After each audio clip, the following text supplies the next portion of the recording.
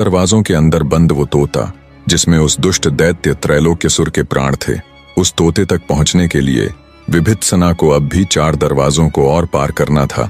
राजकुमारी रुद्रलेखा को सही सलामत वापस लाने की घोर प्रतिज्ञा के साथ मन में गहरा विश्वास लिए विभित्सना तीसरे दरवाजे को पार करती हुई हर्षित मन के साथ चौथे दरवाजे की ओर चल पड़ी। ये मुनि अंगिरा द्वारा दिए गए उस बुद्धि फल की ही करामात थी कि विभित्सना आसान से आसान और मुश्किल से मुश्किल सवालों के जवाब देते हुए 3 दरवाजों को बिना किसी मुसीबत के पार कर चुकी थी। विभित्सना चौथे जादुई दरवाजे के समक्ष जा पहुंची और उसके सामने भी उसने वही बात दोहराई। अन्य दरवाजों की ही भांति चौथा दरवाजा भी विभित्सना को एक कहानी सुनाना प्रारंभ करता है। सुनो लड़की, एक अय्याश राजा था जो हर समय बस राग रंग में ही डूबा रहता था। उस राजा का एक दीर्घदर्शी नाम का अत्यंत बुद्धिमान मंत्री था। राजा उस मंत्री के हाथों अपना राज्य निष्कंटक यानी बिना किसी आपत्ति, बिना किसी भय के पूर्ण विश्वास के साथ सौंपकर खुद केवल और केवल सुख भोगों में ही आसक्त रहने लगा। राजा का सारा समय उसकी अति सुंदर रानियों के मध्य ही गुजरता। राजकाज की पूरी जिम्मेवारी छोड़कर राजा रानीवास में ही रमा रहता था।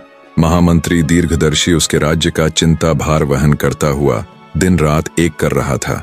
फिर भी लोग इस तरह का अपवाद फैलाने लगे कि यश केतु तो अब नाम मात्र का राजा रह गया है।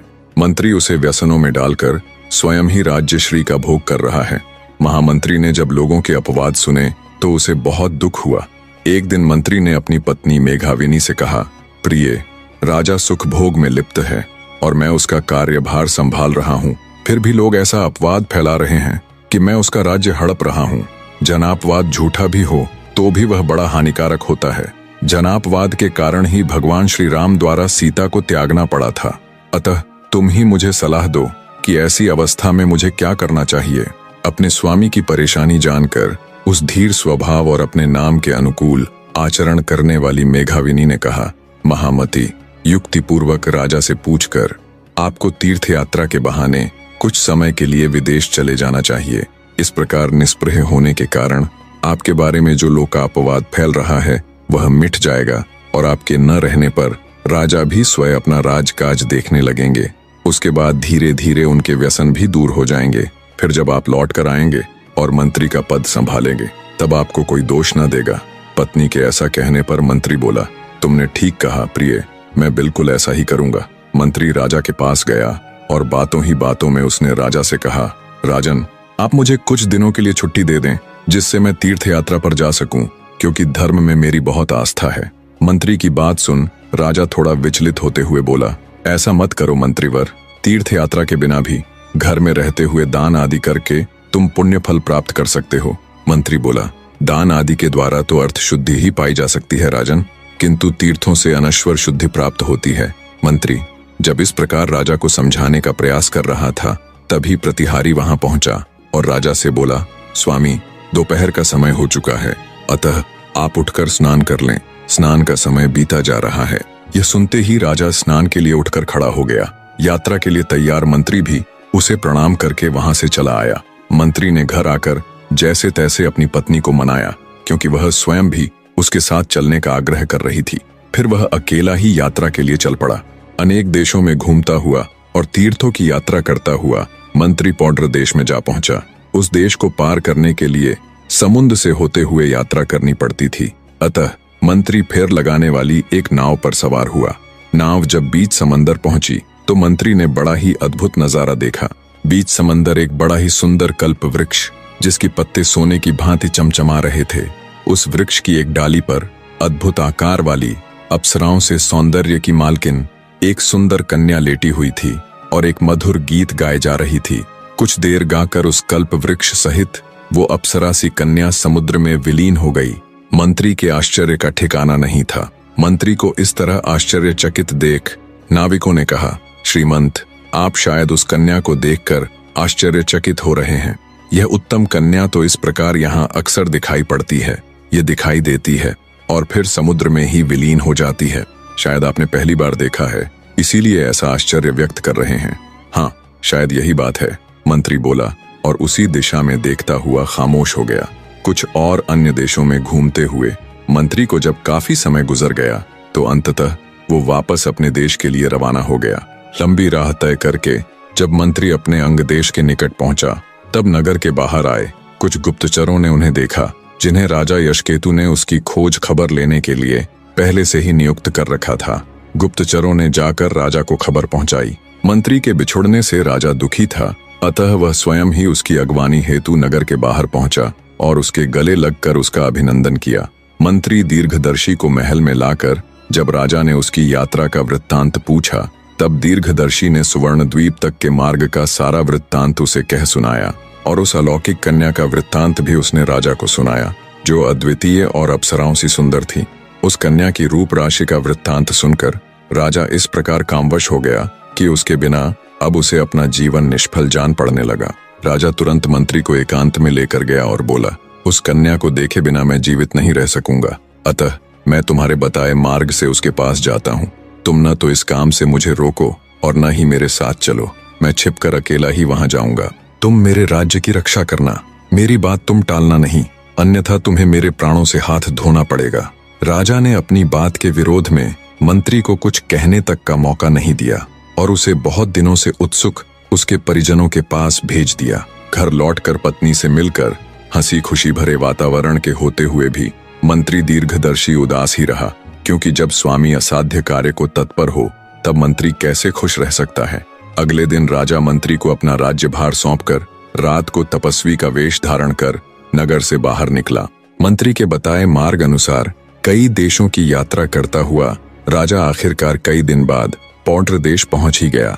अत्यंत उत्सुक होता हुआ राजा भी फिर लगाने वाली नाव में सवार हो गया। जहाज जब बीच समुद्र में पहुंचा, तब जल के भीतर से वही कल्प वृक्ष निकला, जिसके स्कंध पर वही अप्सराओं सी कन्या लेटी हुई गीत गा रही थी।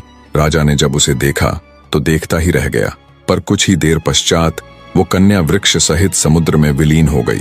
उस सुंदरी का यूं आंखों से ओझल होना राजा को जरा भी बर्दाश्त ना हुआ। काम बाणों से आहत राजा बिना कुछ सोचे समझे उसके पीछे पीछे समुद्र में कूद पड़ा। राजा यशकेतु को उस महासमुद्र में अकस्मात एक अलौकिक नगर दिखाई पड़ा। ये देखकर वो बहुत आश्चर्यचकित हुआ। उस भव्य नगर में घूमते घूमते राजा उस सुंदरी को खोजने लगा, किंतु वह उसे कहीं दिखाई न दी। तब वह एक ऊंचे मणिभवन पर चढ़ गया और उसका द्वार खोलकर भीतर जा पहुंचा। भीतर उसने एक उत्तम रत्नों वाले बिस्तर पर सिर से पांव तक चादर ओढ़े किसी को सोते हुए देखा। कहीं यही तो नहीं है, ऐसा सोचते हुए उसने जैसे ही उसके मुंह से चादर हटाई, उसने अपनी मनचाही स्त्री को ही देखा। मुख से चादर हटते ही वह सुंदरी अचकचा कर उठ बैठी और घबराई हुई नजरों से राजा को देखने लगी। फिर उसने राजा से पूछा, आप कौन हैं और इस अगम्य रसातल में आप कैसे आ पहुंचे? आपके शरीर पर तो राज चिन्ह अंकित है, फिर आपने यह तपस्वी का वेश क्यों बना रखा है? तब राजा ने अपना परिचय दिया और आने का उद्देश्य भी बता दिया।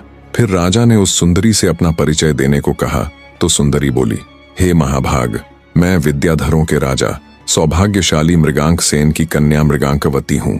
मेरे पिता न जाने किस कारण से मुझे इस नगर में अकेली छोड़कर नगर वासियों सहित जाने कहाँ चले गए हैं, इसलिए इस सूनी बस्ती में जी न लगने के कारण मैं समुद्र पर उतरकर यांत्रिक कल्पवृक्ष पर बैठी भवितव्य के गीत गाया करती हूँ।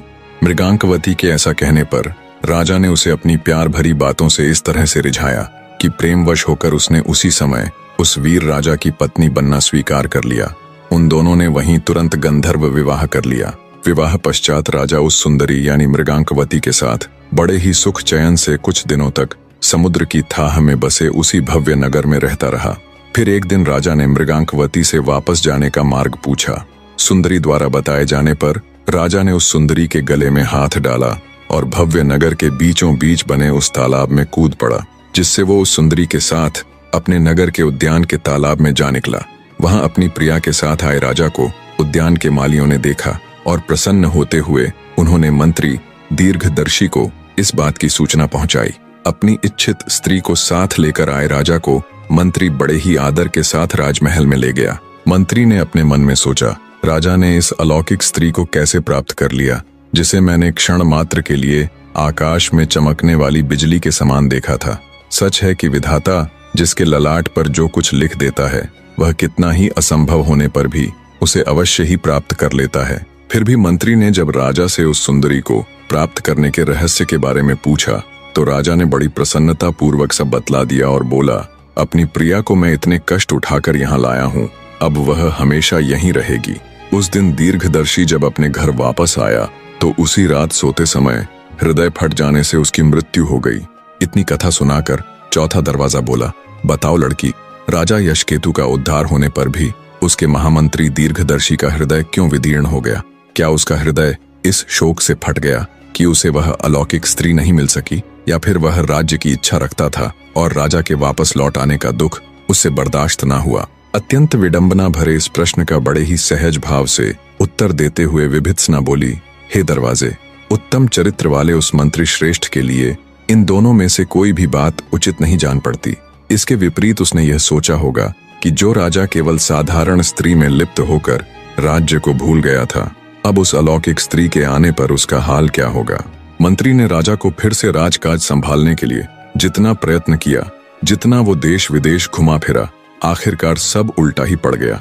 विभित्सना के जवाब को सुन चौथा दरवाजा बोला, मान गए लड़की, वाकई में तुम्हारा जवाब नहीं। इस जवाब के साथ चौथा दरवाजा भी खुल चुका था। अब उस दुष्ट दैत्य त्रैलोक्यसुर के अंत के बीच सिर्फ 3 दरवाजे खड़े थे। विभित्सना आत्मविश्वास के साथ उत्सुकतावश 5वें दरवाजे के पास जा पहुंची। 5वां दरवाजा एक अदम्य सी लड़की को यहाँ तक पहुंचा देख आश्चर्यचकित था। प्रारंभिक वार्ता के बाद 5वां दरवाजा भी विभित्सना को अपनी गुत्थी रूपी कहानी सुनाना प्रारंभ करता है। एक राजा की 3 पत्नियां थीं। तीनों ही पत्नियां अत्यंत सुंदर थीं। उन तीनों में से ये बताना बहुत ही मुश्किल था कि कौन सी रानी अधिक सुंदर है और कौन सी कम। राजा धर्मध्वज को अपनी तीनों पत्नियां इंद्रलेखा, तारावली और मृगांकवती समान रूप से प्रिय थीं। राजा उनके साथ रहकर बड़े आनंद पूर्वक अपने राज्य का संचालन करता था। एक बार जब बसंत काल का उत्सव आया, तब वह राजा अपनी तीनों पत्नियों के साथ क्रीड़ा करने के लिए उद्यान में गया।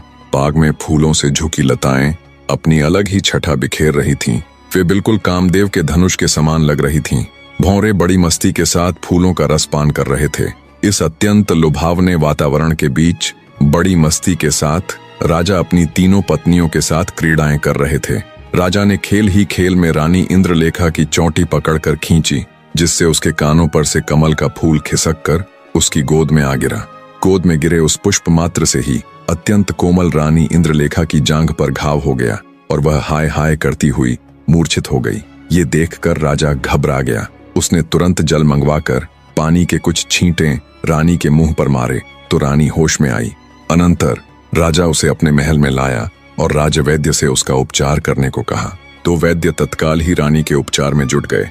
उस रात इंद्रलेखा की हालत देखकर राजा अपनी दूसरी पत्नी तारावली के साथ चंद्रप्रासाद नामक अपने दूसरे महल में गया। वहां तारावली राजा की गोद में सो गई। सोती हुई रानी के वस्त्र थोड़े इधर उधर हो गए, जिस कारण उसके शरीर पर खिड़की की जालियों से होकर चंद्रमा की किरणें पड़ गईं। किरणों के स्पर्श मात्र से ही अत्यंत नाजुक रानी तारावली जाग उठी और हाय जल गई कहती हुई अचानक पलंग से उठकर अपने अंग मलने लगी। घबराकर राजा भी उठ बैठा। राजा ने देखा तो पाया रानी तारावली के उस अंग पर सचमुच ही फफोले पड़ गए थे। राजा ने तुरंत परिचारिकाएं बुलाई। परिचारिकाओं यानी सेविकाओं ने रानी के लिए गीले कमल पत्रों की सेज बिछाई और उसके शरीर पर चंदन का लेप लगाया।